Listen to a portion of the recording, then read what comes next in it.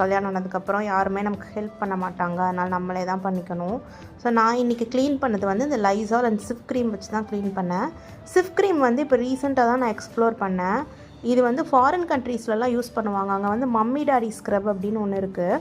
So இந்த சிஃப் cream use பண்ணி அவங்க க்ளீன் பண்ணும்போது அப்படியே சூப்பராக பளபளன்னு இருந்தது.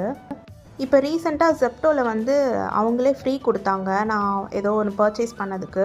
ஸோ யூஸ் பண்ணி பார்த்தா ரொம்ப நல்லா இருந்தது. நீங்கள் உங்களோட சிங்க்கு, அதே மாதிரி உங்களோட கிளாஸ் ஸ்டவ்வு, கவுண்டர் டாப், அதே மாதிரி என்ன வேணால் நீங்கள் க்ளீனிங் யூஸ் பண்ணுற என்ன வேணால் நீங்கள் பண்ணலாம். இந்த மாதிரி பளபளன்னு ஆகிடும். இந்த அளவுக்கு வேறு எந்த லிக்விடுமே கொடுக்கல. ஸோ ஆஃப்டர்நூன் லஞ்சுக்கு வந்து பச்சைப்பயிறு தான் நான் செய்ய ஆரம்பித்தேன். சுடு தண்ணி வந்து ஊற்றிக்கோங்க. பச்சைப்பயிரில் லைட்டாக ஃப்ரை பண்ணிவிட்டு அதுக்கப்புறம் பூண்டு, ஒரு தக்காளி, பச்சை மிளகாய் இதெல்லாம் போட்டுக்கோங்க. இது வந்து கொஞ்சம் ஈஸி ரெசிபி. எனக்கு கொஞ்சம் டயர்டாக இருந்ததுன்னு பண்ணேன். கூட ஹிங் பவுடர், மஞ்சத்தூள், அதுக்கப்புறம் லைட்டாக நல்லெண்ணெய் விட்டுக்கோங்க. நல்லா டேஸ்ட்டாக இருக்கும்.